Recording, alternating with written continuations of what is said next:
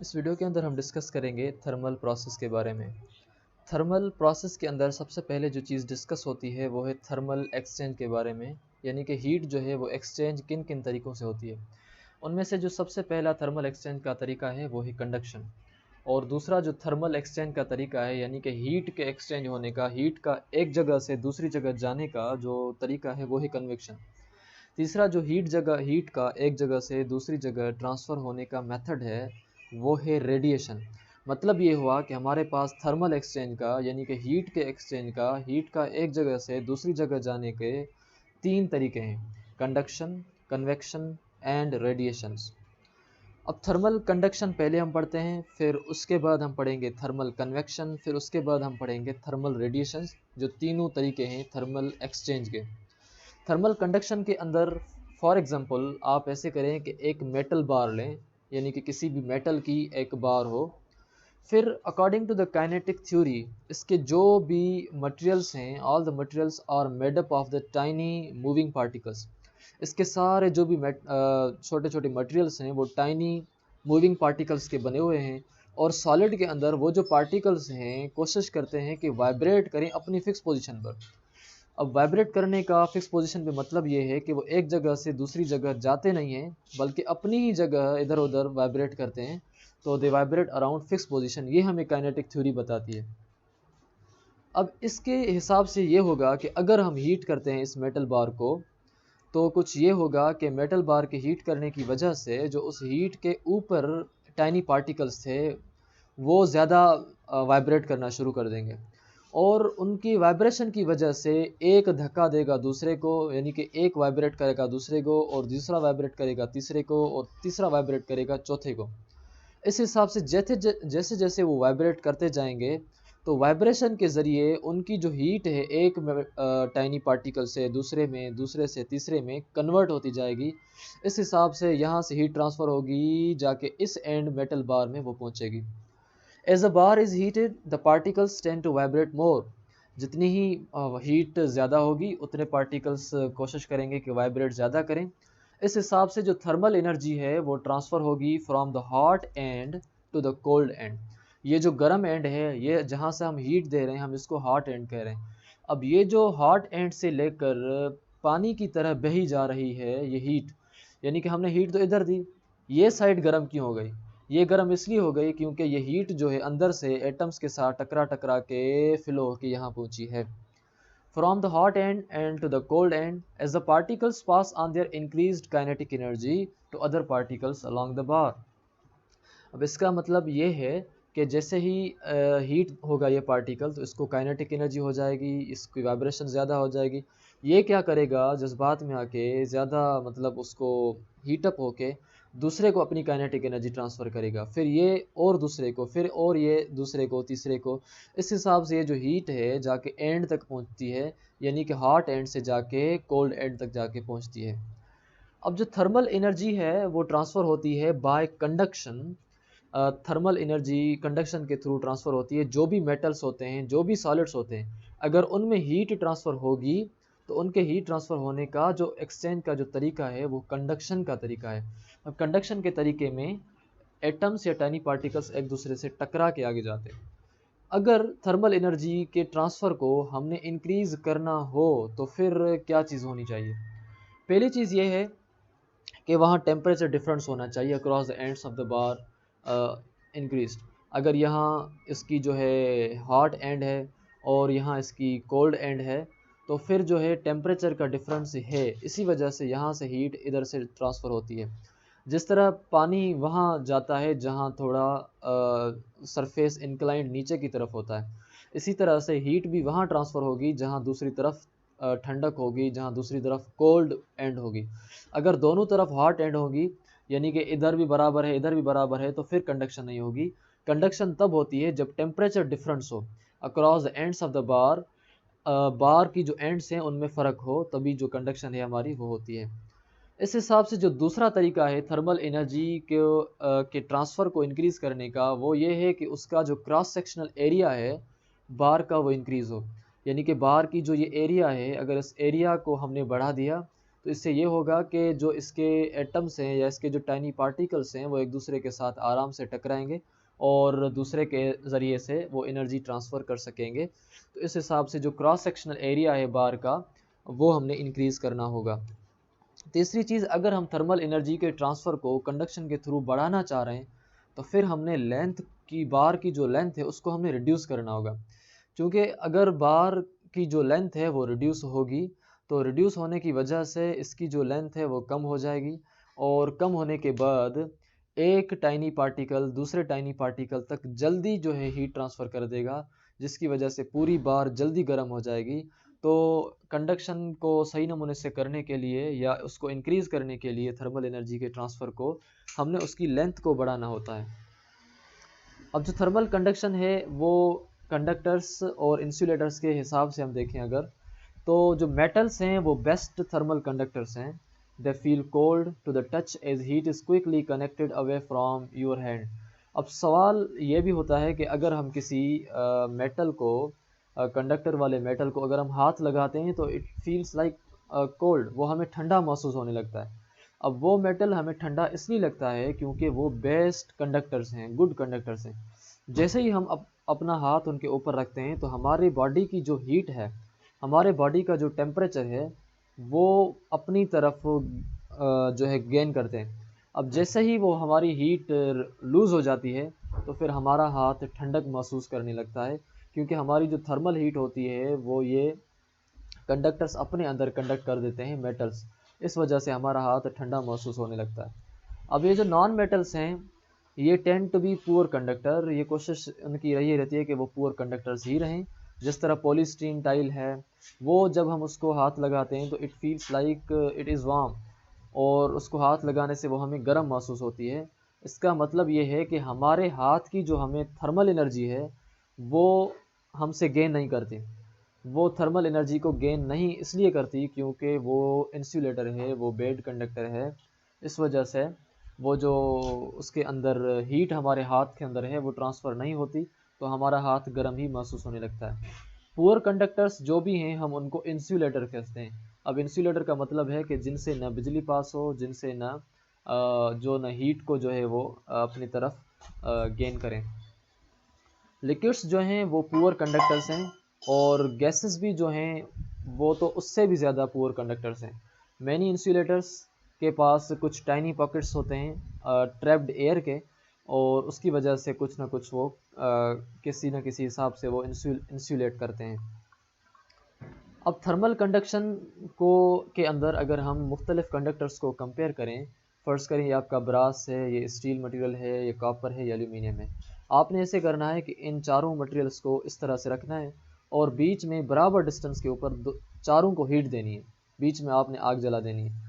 इनको आपने चिपका देना है किसी पेस्ट के साथ या किसी वेसलिन के साथ, या ड्राइंग पिन हो और उसके ऊपर जो है वेसलिन लगी हुई हो। अब ड्राइंग पिन के ऊपर जब वेसलिन लगी हुई होगी तो जैसे ही हीट आहिस्ता आहिस्ता जाके इस तक पहुंचेगी तो वो वेसलिन पिघलना शुरू हो जाएगी, जिससे हमें मालूम होगा कि यहाँ तक जो हीट है वो जल्दी पहुंच गई। फिर हमने कंपेयर करना होगा कि कौन सा मटेरियल जो है वो जल्दी अपनी हीट जो है वो अपनी एंड तक पहुंचा रहा है। जो मटेरियल हीट को जल्दी अपनी इस एंड तक पहुंचा दे, हम कहेंगे कि वो जो मटेरियल है वो कंडक्शन के हिसाब से, थर्मल कंडक्शन के हिसाब से वो ज़्यादा बेहतर है। अब ये जो मटेरियल्स हैं अगर हम इनका टाइम देखें, अगर इनकी जो पिन है, यहाँ एक पिन लगी हुई होगी, जैसे ही वो हीट यहाँ पहुँचेगी तो वो पिन गिर जाएगी। इसी तरह यहाँ भी कॉपर के ऊपर पिन लगी हुई होगी, जैसे ही यहाँ हीट पहुँचेगी तो वो पिन गिर जाएगी, क्योंकि पिन को हमने थोड़ा उल्टा सा लगा देना है। और वैसलीन के साथ इसी तरह, वैसलीन कोई बिल्कुल पेस्ट की तरह नहीं है, जैसे ही हीट पहुँचेगी तो वैसलीन इतनी ताकतवर नहीं है, वो वैसलीन पिन को गिरा देगी। अब हमसे ये मालूम होगा कि कौन सी मटेरियल जो है वो जल्दी अपनी एंड तक हीट पहुंचा रहा है। एल्यूमिनियम को तकरीबन अपनी एंड तक हीट पहुंचाने में 125 सेकंड्स लगेंगे। इस तरह ब्रास को 199 जो है सेकंड्स लगेंगे। कॉपर को 173 लगेंगे सेकंड्स।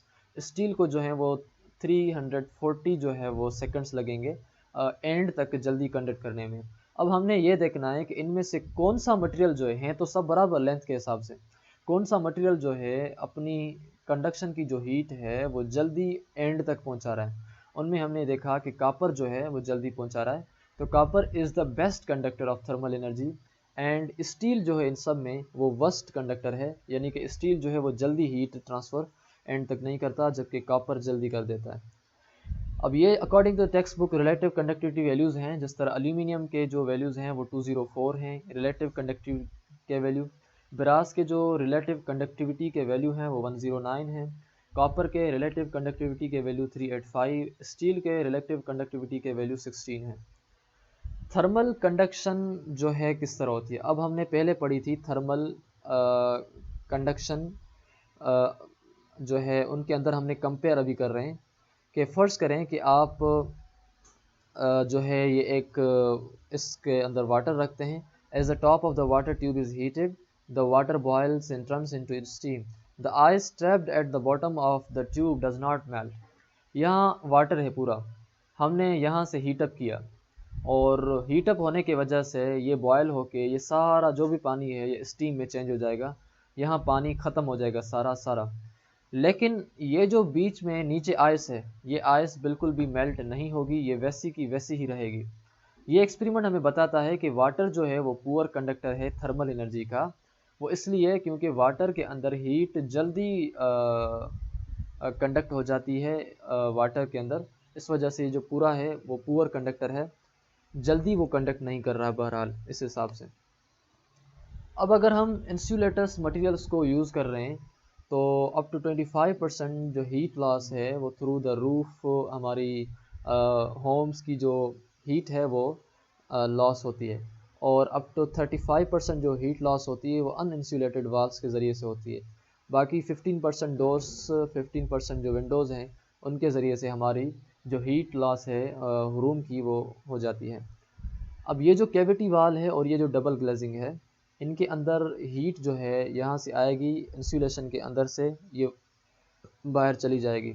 इसी तरह ये जो विंडो पैनल्स हैं जिनके अंदर डबल ग्लेजिंग है, इनके अंदर बीच में जो है वो एयर होती है, जिसकी वजह से हमने पढ़ा कि जो एयर है या जो गैसेस हैं वो कंडक्टिविटी के बिल्कुल ही पुअर हैं, यानी कि वो जल्दी कंडक्ट नहीं करते बिल्कुल, इसलिए जो हीट है वो यहाँ से बाहर ट्रांसफ़र नहीं होगी। वाल कैविटी यहाँ जो है वो कभी कभार फिल्ड प्लास्टिक फॉर्म्स के साथ होती है या बीड्स के साथ या किसी न किसी मिनरल वूल के साथ। चूँकि ये कॉन्टेक्ट में इसी वजह से कुछ ना कुछ हीट ट्रांसफ़र हो सकती है, लेकिन जो डबल ग्लेजिंग है यहाँ बिल्कुल भी नहीं होगी क्योंकि बीच में हमारे पास एयर इनक्लोज्ड है। जो लॉफ्ट इंसुलेशन ग्लास और मिनरल वूल हैं with air trapped between the fibres, इनके अंदर जो है फाइबर्स के अंदर एयर ट्रैप्ड होती है, जिसकी वजह से जो हीट है वो ऊपर आती रहती है। ये जो प्लास्टिक ये इंसुलेटर्स के इस्तेमाल हैं जो हमें इन चीज़ों से सेफ कर रखते हैं। प्लास्टिक फोम जो है lagging around the hot water shortage tank, ये जो hot water shortage storage tank होती हैं इनके ऊपर हम प्लास्टिक फोम जो है वो लॉक कर देते हैं, ताकि जो हीट है वो जल्दी गर्म यानी कि वो जल्दी ठंडा पानी ना हो जाए, हीट बाहर रेडिएट ना हो जाए। थर्मल कंडक्शन को अगर हम एक्सप्लेन करें तो मेटल के अंदर मुख्तलिफ टाइनी इलेक्ट्रॉन्स होते हैं जो फिक्स होते हैं एटम के अंदर। उनमें से कुछ जो हैं वो लूज़ होते हैं और कुछ जो हैं इलेक्ट्रॉन्स फ्री टू ड्रिफ्ट होते हैं बिटवीन द एटम्स। कुछ ये आप देख सकते हैं कि फिक्स हैं और कुछ जो हैं आज़ाद हैं, ना एटम इसका हिस्सा है ना इसका है, इन दोनों सब के बीच में मूव कर सकते हैं, घूम सकते हैं। If the metal is heated then the free electrons begin to move more quickly. जैसे ही हीटअप होती है तो ये वैसे ही घर से बाहर हैं तो इनकी वजह से वो हीटअप ज़्यादा हो जाएंगे, फिर वो इधर उधर भागने शुरू कर देंगे कि कहीं कोई हमें सेफ ठिकाना मिल जाए। They have more kinetic energy, जिसकी वजह से उनको जो काइनेटिक एनर्जी होगी वो ज़्यादा होगी, क्योंकि उनको जो काइनेटिक एनर्जी बढ़ रही है हीट की वजह से वो उनको ज़्यादा मोशन दे रही है। अब जैसे ही फ्री इलेक्ट्रॉन्स मूव करेंगे, any electron that conduct will have particles vibrating and pushing. कोई भी मटेरियल होगा जो कंडक्ट करेगा तो उसको पार्टिकल्स होंगे जो वाइब्रेट भी कर रहे होंगे और पुश भी कर रहे होंगे अपने नेबरिंग पार्टिकल्स के साथ, अपने पास वाले पार्टिकल्स के साथ। ये इनको पुश करेगा, ये इनको कंडक्ट करेगा, इनको अट्रैक्ट करेगा। बट इन मेटल्स मेटल्स के अंदर ये जो एनर्जी ट्रांसफ़र है through the movement of free electrons, इसका मतलब है कि that they conduct energy much more quickly. इसका मतलब यह है कि ये जो एनर्जी है मोर क्विकली जो है वो ट्रांसफ़र करते हैं। फ्री इलेक्ट्रॉन्स जो मूव करते हैं रेंडमली मेटल्स के साथ, they may collide with the atoms and make them vibrate more quickly. ये फ्री इलेक्ट्रॉन्स जो अंदर बंधे हुए इलेक्ट्रॉन्स हैं उनके साथ भी टकराएंगे, फिर उनको भी कोलाइड, फिर उनको भी वाइब्रेट करने पे मजबूर कर देंगे, क्योंकि ये जो इलेक्ट्रॉन्स हैं जैसे ही दूसरे इलेक्ट्रॉन्स के साथ हिट करेंगे तो उनको वाइब्रेट क्विकली करेंगे। This means that the thermal energy is transferred rapidly to all parts. इसका मतलब ये है कि ये जो थर्मल एनर्जी है वो उसके सारे पार्ट्स में रैपिडली ट्रांसफ़र हो जाएगी, making metal a good thermal conductor, जिसकी वजह से जो मेटल है वो गुड थर्मल कंडक्टर हो जाएगा। अब कन्वेक्शन जो है वो उसको हम थर्मल एक्सचेंज का एक पैटर्न कह सकते हैं, एक टाइप है, जिसको हम सिर्फ कन्वेक्शन कहें या थर्मल कन्वेक्शन कहें तो कोई मसला नहीं है। कन्वेक्शन के अंदर इन्वॉल्व करता है actual movement of the particles to carry the thermal energy. Thermal energy को कैरी करने के लिए वहाँ के जो पार्टिकल्स हैं वो वाकई में एक जगह से दूसरी जगह मूव करते हैं, बल्कि कंडक्शन में वो मूव नहीं कर रहे थे, वो जस्ट वाइब्रेट कर रहे थे। अब कन्वेक्शन के अंदर जो लिक्विड्स एंड गैसेज हैं वो पुअर कंडक्टर होते हैं हीट के, और but because of their particles are free to move from place to place, so they can transfer thermal energy by convection. क्योंकि उनके जो पार्टिकल्स हैं वो आज़ाद हैं, वो फ्री टू मूव कर सकते हैं, जिसकी वजह से वो अपनी जो ट्रांसफ़र एनर्जी है एक जगह से दूसरी जगह आराम से ट्रांसफ़र कर सकते हैं। और लिक्विड और गैसेस में अगर एक जगह से दूसरी जगह एनर्जी ट्रांसफ़र हो तो हम उसको कन्वेक्शन कहते हैं। अगर सॉलिड्स में एक जगह से दूसरी जगह एनर्जी ट्रांसफ़र हो तो हम उसको कंडक्शन कहते हैं। अब सवाल यह है कि can we see the convection in a liquid, क्या हम लिक्विड्स के अंदर, पानी के अंदर ये जो कन्वेक्शन मेथड होता है वो हम देख सकते हैं। वो हम इस तरह से देख सकते हैं कि जो water above the heat source होता है वो गर्म हो जाता है, और गर्म होने के बाद वो एक्सपेंड होता है and rises as it becomes less dense. क्योंकि हीट होने के बाद वो जो वाटर है वो लेस डेंस हो जाता है, और लेस डेंस होने की वजह से वो एक जगह से दूसरी जगह आराम से घूमता फिरता है, और अपनी जो एनर्जी है वो एक वाटर से दूसरे एंड वाटर तक जल्दी पहुंचाता है। अब ये जो एक तरीका है ये कन्वेक्शन का तरीका है, जिसको वाटर का हम कह सकते हैं। जितना वाटर कूलर होगा, जितना वाटर ठंडा होगा, उतना वो डेंस होगा, and dense water sinks to the bottom of the beaker. और जो डेंस वाटर होगा, जो ठंडा वाटर होगा, वो बीकर के नीचे आएगा, इट इज़ देन हीटेड। अब ये है कि पूरा वाटर जो है उसको डेंसिटी बराबर है। अब जो नीचे वाला वाटर होता है, जैसे ही उसको हीटअप होता है तो वो हल्का हो जाता है। हल्के होने की वजह से वो गर्म वाटर ऊपर की तरफ चला जाता है, और जो फिर ठंडा पानी ऊपर होता है वो फिर नीचे की तरफ आ जाता है, जिसकी वजह से वो कोल्ड वाटर भी अगेन हीटअप होके हमारा अगेन गर्म हो जाता है। जो सर्कुलेशन है वार्म एंड कोल्ड वाटर की सेट्स अपॉन सर्कुलेटिंग स्ट्रीम, और इसी को हम कन्वेक्शन करंट कहते हैं। अब ये जो गर्म पानी ऊपर गया और ठंडा पानी नीचे आया, cold water up and cold water down आता है, और जो हीटअप वाला वाटर है, जो गर्म वाटर है, वार्म वाटर है, वो ऊपर जाता है। इस तरीके के वाटर के आने जाने को हम कन्वेक्शन करंट भी कहते हैं। अब सवाल है कि ये लिक्विड में अगर कन्वेक्शन होता है तो क्या ये कन्वेक्शन गैसेस में भी होता है। गैसेस में इस तरह से कन्वेक्शन होता है कि जैसे डे टाइम के ऊपर जो सन है, जो सूरज है, वो चमकता है, तो जिसकी वजह से पूरी ज़मीन गर्म हो जाती है, और गर्म होने के बाद वो जो मोर क्विकली देन द सी, ज़मीन जो समंदर है वो जल्दी गर्म नहीं होता, जबकि जो ज़मीन है वो जल्दी गर्म हो जाती है, जिसकी वजह से जो हवा ज़मीन के ऊपर है वो ज़्यादा गर्म हो जाती है। This is warmer air is replaced by cold air coming from the sea. फिर ये जो गर्म हवा होती है वो मिक्सअप हो जाती है जो गर्म ठंडी हवा समंदर से आती है उसके साथ। अब ये जो हवा का मिक्सिंग है, ठंडी हवा का गर्म हवा के साथ मिलना, हम इसको कन्वेक्शन कहते हैं। In the same way reverse होता है रात के टाइम, इस तरीके के रिवर्स होता है। जैसे ही जो समंदर है वो गर्म होता है तो जो then land which cools down more quickly, जिसकी वजह से वो जो है जल्दी ठंडा हो जाता है। Above the sea the warmer air rises, sea के ऊपर रात को गर्म हवा होती है और दिन को सी के ऊपर ठंडी हवा होती है। अब रात को जब गर्म हवा होती है समंदर के ऊपर, तो वो गर्म हवा रिप्लेस हो जाती है ठंडी हवा से जो ज़मीन की तरफ से आ रही है। इस हिसाब से दोनों का आपस में जो मेल जोल है वो पूरे इन्वायरमेंट को बराबर एक ही टेम्परेचर के अंदर रखता है। अब कन्वेक्शन होम के अंदर इस वजह ऐसे होती है कि अगर आप हीटर चलाते हैं तो warmer it heats the air immediately above it. जो भी चीज़ गर्म होती है वो ऊपर की तरफ जाती है। फ़र्ज़ करें एक हवा कमरे के अंदर पूरी है, वो बराबर टेम्परेचर की है, तो वो फिर बराबर ही होगी। जैसे ही हवा गर्म होगी तो वो गर्म वाली हवा ऊपर जाएगी और जो ठंडी हवा होगी वो फिर नीचे की तरफ आ जाएगी। तो कूल एयर जो है वो फॉल हो जाएगी। The warm air rises carry thermal energy all around the room, and third, as the air cools so it falls towards the floor before being heated again। जो कूल एयर है वो floor की तरफ fall हो जाएगी जब वो again जो है वो ठंडी हो, क्योंकि ये जो जैसे ही गर्म हवा ऊपर छत की तरफ लगी, छत ठंडी थी जिसकी वजह से गर्म हवा अगेन ठंडी हो गई, फिर वो अगेन ठंडी होके नीचे आएगी, फिर वो रेडिएटर में जाएगी, फिर गर्म होके, इस तरह से जो पूरा प्रोसेस है वो आहिस्ता आहिस्ता रूम को गर्म करने के काबिल होता है। कन्वेक्शन जो होम के अंदर होता है वो भी कुछ इस तरह से होता है जिस तरह हमारा फ्रीजिंग यूनिट है, वार्म अप है, कूल एयर है। रेफ्रिजरेटर के अंदर, इन the refrigerator the cool air sinks below the freezer compartment. जो कूल एयर है वो कंपार्टमेंट के नीचे आ जाती है, कंपार्टमेंट ये जो फ्रिज का है उसके नीचे आ जाती है, जो गर्म हवा होती है वो उसके ऊपर आ जाती है। This sets up a circulating current. इसको हम सर्कुलेटिंग करंट कहते हैं कि गर्म हवा ऊपर जाए और ठंडी हवा नीचे आए। This is known as a circulating current of air which cools all food in the refrigerator. जिसकी वजह से सारा का सारा जो फूड है रेफ्रिजरेटर के अंदर, चाहे हम वो नीचे रखें चाहे हम ऊपर रखें, सारा ठंडा हो जाता है। अब है रेडिएशंस, जो थर्मल रेडिएशंस एक तीसरा तरीका है थर्मल एक्सचेंज का।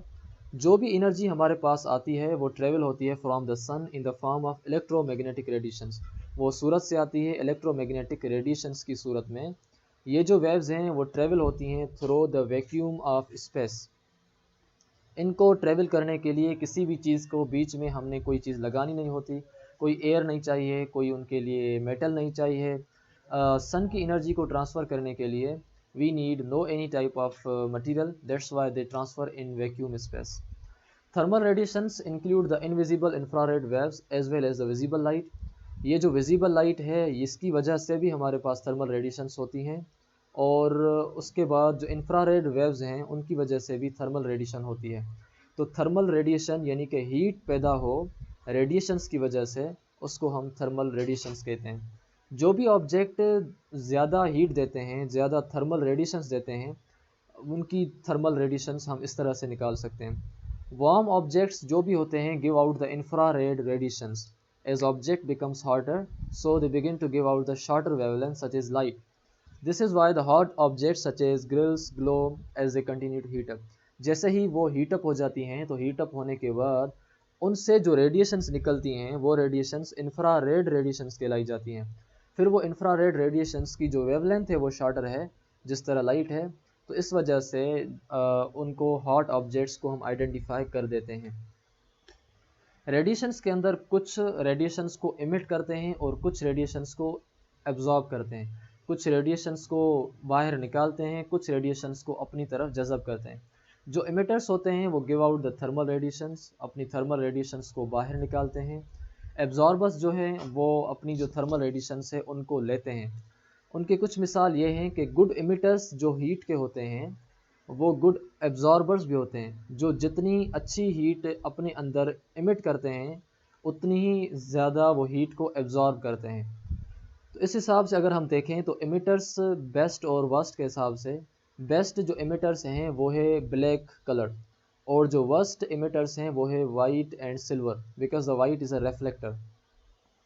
अगर रेफ्लेक्टर के हिसाब से देखें तो वाइट ब्लैक जो है वो ज़्यादा रेफ्लेक्टर के हिसाब से ज़्यादा वर्स्ट है, क्योंकि ब्लैक कोई भी लाइट को रेफ्लेक्ट नहीं करेगा, जो भी रोशनी आएगी वो जज़ब कर देगा। इसी वजह से जो भी काली चीज़ होती है, काला कपड़ा, वो गर्म होता है, because it absorbs all the heat in it coming towards it. उसके बाद जो रेफ्लेक्टर्स होते हैं उनमें सबसे जो ज़्यादा बेहतरीन रेफ्लेक्टर है वो है वाइट एंड सिल्वर, क्योंकि वाइट कपड़े की तरफ जो भी चीज़ आती है लाइट, उसको वो रेफ्लेक्ट कर देता है, अपनी तरफ जज़ब नहीं करता, जिसकी वजह से वो गुड रेफ्लेक्टर है। एब्जॉर्बर्स के अगर हिसाब से हम देखें तो ब्लैक जो है वो एक अच्छा एब्जॉर्बर है, ब्लैक की तरफ जो भी रेडिएशंस आती हैं उनको अपनी तरफ जज़ब कर देता है। जबकि जो वाइट और सिल्वर हैं उनकी तरफ जो भी लाइट आती है वो उसको जज़ब नहीं करते, उसको अपनी तरफ एब्जॉर्ब नहीं करते। इस हिसाब से white and silver are the worst absorbers. In hot sunny countries, गर्म और जो धूप वाले ममालिक होते हैं, कंट्रीज़ होती हैं जिनके अंदर जो हाउसेज़ होते हैं उनको हम तकरीबन पेंट वाइट से करते हैं। वाइट से इसलिए हम उनको पेंट करते हैं ताकि अगर उनकी तरफ कोई हीट आए तो वो रिफ्लेक्ट हो जाए और कमरे को ठंडा रखे। इस हिसाब से कमरे को ठंडा रखने के लिए जो उनको कलर लगाना चाहिए that should be white. Emitters and absorbers के कोई पैटर्न को हम समझने के लिए कि हमें कैसे पता चला कि वाइट जो कलर है वो रिफ्लेक्ट ज़्यादा करता है और ब्लैक जो है वो रिफ्लेक्ट कम करता है, वो पता चलता है हमें इस लेस्लीज़ क्यूब के ज़रिए से। लेस्लीज़ क्यूब में इस तरह है कि लेस्लीज़ क्यूब के अंदर हमने एक हॉट वाटर, गर्म वाटर भरा, वार्म वाटर, गर्म पानी उसके अंदर, उसकी एक साइड है सिल्वर और एक साइड है उसका वाइट फेस और उसकी जो ऊपर वाली साइड है वो है ब्लैक फेस। उसके एक तरफ से हमने लिखा रखा थर्मल रेडिएशन डिटेक्टर। अब ये थर्मल रेडिएशन डिटेक्टर क्या करेगा कि हर साइड से देखेगा कि कौन सी तरफ से कितनी रेडिएशंस आ रही हैं। जिसकी तरफ से ज़्यादा रेडिएशंस आएंगी, जिस तरफ से, वो कहेगा कि वो ज़्यादा रेडिएशंस का एमिटर है। इसने जब इससे रखेगा इस तरफ से, तो जो थर्मल रेडिएशन डिटेक्टर है compares the amount of heat energy emitted from the different phases. जो डिफरेंट फेसेस जो हीट इमिट होगी, कौन से तरफ से कितनी ज़्यादा एमिट हो रही है, वो ये लेस्लीज़ क्यूब या थर्मल रेडिएशन डिटेक्टर हमें बताता है। और यहाँ हमें मीटर लगा हुआ है जो हमें वैल्यू बताता है कि कौन सा कितना ज़्यादा रिफ्लेक्टर है और कौन सा कितना ज़्यादा एब्जॉर्बर है। जैसे ही हम सिल्वर की तरफ आते हैं तो हम देखते हैं कि सिल्वर जो है वो बेस्ट रिफ्लेक्टर है। और उसके बाद हमने थर्मल रेडिएशन डिटेक्टर को वाइट की साइड रखा, तो वाइट की साइड से हमें गर्म पानी की जो रेडिएशंस थी वो नहीं आ रही थी, कम आ रही थी, जिसकी वजह से हमने कहा कि जो थर्मल रेडिएशन डिटेक्टर ने इस तरफ से कोई भी रेडिएशन डिटेक्ट नहीं की या कम की है, जिसकी वजह से ये जो है हमारा कम रेडिएशंस को जो है रिफ्लेक्ट करता है या इमिट करता है। अब रेडिएशंस को इमिट करने का, उनको जो जांचने का एक और तरीका भी है, वो है कि हम एक सरफेस लेते हैं, ब्लैक है, उसके अंदर हमने जो है वो थर्मामीटर रखा और दूसरी तरफ हमारे पास है सिल्वर सरफेस जिसमें भी हमने अगेन थर्मामीटर रखा। अब ये जो हमने बीच में एक रेडिएटर लगा दिया, बीच में हमने हीटर लगा दिया। अब वो जो हीटर है वो दोनों को सेम हीट प्रोवाइड कर रहा है, जितनी ब्लैक को हीट प्रोवाइड कर रहा है उतनी ही सिल्वर को जो है हीट प्रोवाइड कर रहा है। अब ये होगा कि ब्लैक जो है वो ज़्यादा हीट एब्जॉर्ब कर रहा है, जिसकी वजह से जो ब्लैक वाला थर्मामीटर है वो ज़्यादा हमें रीडिंग दिखाएगा और ये जो सिल्वर वाला सरफेस है वो हमें कम एब्जॉर्ब होगा, वो कम रेडिएशंस को एब्जॉर्ब करेगा, जिसकी वजह से यहाँ जो थर्मामीटर है या ये जो थर्मामीटर है ये हमें रीडिंग कम दिखाएगा। हालांकि इन दोनों के दरमियान जो स्पेस है, जो जगह है वो सेम है, लेकिन फिर भी जो रेडिएशंस को एब्जॉर्ब ज़्यादा कर रहा है वो ब्लैक वाला कर रहा है, क्योंकि ब्लैक के अंदर जो थर्मामीटर है वो ब्लैक की वजह से उसकी रीडिंग ज़्यादा हो रही है। थर्मामीटर्स जो है अटैच होते हैं to the rear of a metal plates which are placed at equal distance from the radiant heater. Thermometers जो हैं अटैच होते हैं मेटल प्लेट्स के साथ, जो प्लेस होते हैं वो इक्वल डिस्टेंस या बराबर डिस्टेंस के साथ फ्रॉम द रेडिएंट हीटर। ये जो रेडिएंट हीटर है उसके अंदर से बराबर जो है वो मुफासला होता है।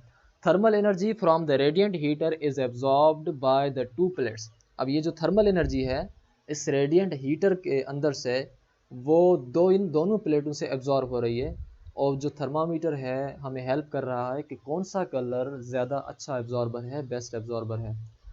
Thermal radiations and green house effect के हिसाब से अगर हम देखें तो जैसे ही हमारे पास सोलर से रेडिएशंस आती हैं तो सोलर रेडिएशंस पास होती हैं थ्रू द क्लियर एटमॉस्फेयर। अब जैसे ही वो ज़मीन पर लगती हैं तो most of the radiations are absorbed by the earth surface and warm it. ज़्यादा से ज़्यादा जो रेडिएशन है वो हमारे इस ज़मीन उनको एब्जॉर्ब करती है, जिसकी वजह से जो ज़मीन है वो गर्म हो जाती है। Without this absorbing of the solar radiations and the heat trapping of the atmosphere, the earth surface would be about 25 degree centigrade cooler than it is. अगर ये हीट को एब्जॉर्ब नहीं करेगा तो तकरीबन ये 25 डिग्री सेंटीग्रेड कूलर रहेगा। तीसरी चीज़ ये कि जो सम सोलर रेडिएशंस हैं वो रिफ्लेक्ट होंगे bye the earth and atmosphere. सारी की सारी जो रेडिएशंस हैं वो यहाँ नहीं आएंगी, कुछ जो रेडिएशंस हैं वो ऊपर रिफ्लेक्ट भी हो जाएंगी। उनमें से जो कुछ इंफ्रारेड रेडिएशंस हैं वो इमिट होंगी फ्रॉम द अर्थ सरफेस, कुछ रेडिएशंस आएंगी, जज़ब होंगी, उसके बाद फिर इमिट भी होंगी। तो इस हिसाब से इमिट भी कर रहा है, at the same time absorb भी कर रहा है, एट द सेम टाइम ये रिफ्लेक्ट भी कर रहा है। बाकी जो some of the infrared radiations हैं जो पास होती हैं through the atmosphere and some is absorbed and re emitted in all directions by the greenhouse gas molecules, कुछ जो है उनमें से जो है ज़्यादा री इमिट हो जाती हैं। द इफ़ेक्ट, ये जो इफ़ेक्ट है इसका वो वार्म करता है अर्थ सरफेस को एंड द लोअर एटमॉस्फेयर, और जो इसका लोअर एटमॉस्फेयर है उसको। हाउएवर जो एडिशनल कार्बन डाइऑक्साइड है come from the combustion of the fuels may be adding to this effect, और ये जो एडिशनल कार्बन डाइऑक्साइड है इस कंबशन फ्यूल के अंदर, वो इसके अंदर ऐड हो रहा है। यानी कि एक तो हीट हमारी सूरज से ऊपर आ रही है, दूसरी हीट हम खुद दे रहे हैं ज़मीन के ज़रिए से, यानी कि कार्बन डाइऑक्साइड के ज़रिए से। फिर क्या होता है कि जो टोटल हीट है हमारे एटमॉस्फेयर में वो बढ़ जाती है, फिर हम कहते हैं कि घनी ज़्यादा गर्मी हो गई, जिसको हम ग्लोबल वार्मिंग कहते हैं। In green house the sun's thermal energy passes through the glass panel. अब ये जो ग्रीन हाउस अगर हम बनाते हैं तो इसके अंदर जो थर्मल एनर्जी है वो गिलास पैनल के ज़रिए से पास होती है।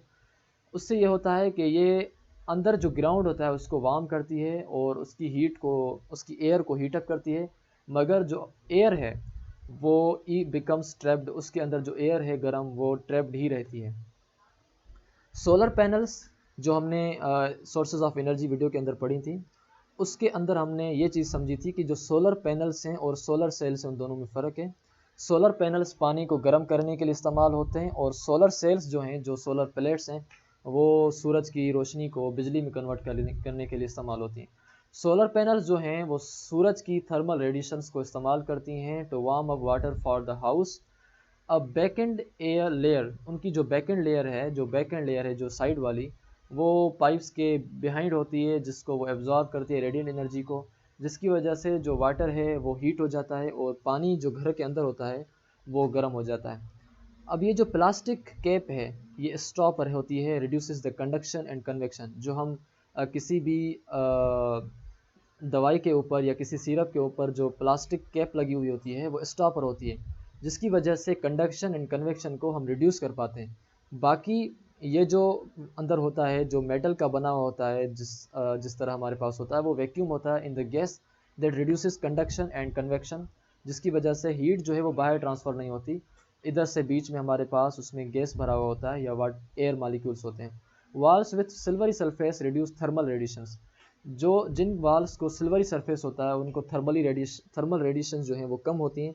इस वजह से जो भी तकरीबन वाटर कूलर्स होते हैं, जो हैंड कैरी होते हैं, वो तकरीबन सिल्वर कलर के इंटीरियर होते हैं, क्योंकि वो जो हैं वो रेडिएशंस को रिड्यूस करते हैं, reduce thermal radiations. In the next video, we will discuss about the general wave properties, ripple tank, compression, rarefaction, wavelength, amplitude, and the wave equation, speed, frequency, wavelength, transfer waves, longitudinal waves, and wave patterns on a viewing screen or table, and many more along with this.